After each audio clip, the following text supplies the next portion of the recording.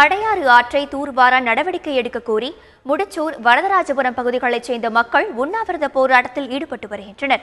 சென்னை அடுத்த தாம்பரம் மற்றும் அதனை சுற்றியுள்ள பகுதிகளில் கடந்த டிசம்பர் மாதம் ஏற்பட்ட வெள்ள பாதிப்பு காரணமாக முடிச்சூர் வரதராஜபுரம் ஊராட்சிக்கு உட்பட்ட பகுதிகளில் உள்ள வீடுகளில் வெள்ளம் புகுந்து பல கோடி ரூபாய் மதிப்புள்ள பொருட்கள் நீரில் மூழ்கி சேதமடைந்தன.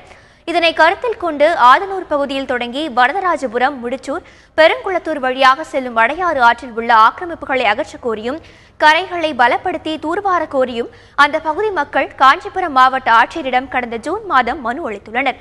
3 மாதங்கள் ஆகியும் மனு தொடர்பாக எவ்வித நடவடிக்கையும் எடுக்கவில்லை என கூறி பெருங்குளத்தூரில் வரதராஜபுரத்தை சார்ந்த மக்கள் உண்ணாவிரத போராட்டத்தில் ஈடுபட்டு வருகின்றனர்.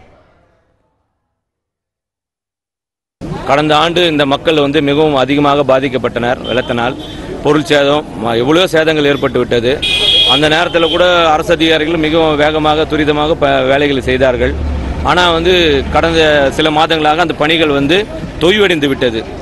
அதுவும் அடையாறு, கூடாஞ்சேரியிலிருந்து ஸ்டார்ட் பண்ணி ஆதனூர், மணிவாக்கம், வரதராஜபுரம், மணிமங்கலம், முடிச்சூர், பெரங்குளத்தூர், அப்புறம் திருநெல்வேலி வரைக்கும் அனகாப்தூரில் போய் ஜாயிண்ட் ஆகும்.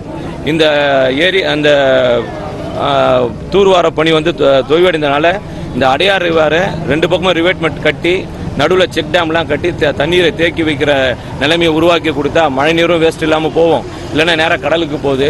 இந்த மக்களுடைய உணர்வுகள் எங்களை அரசாங்கத்துக்கு இந்த உண்ணாவிரதம் மூலமாக கவன ஈர்ப்பு தீர்மானத்துக்கு கொண்டு போகிறோம்.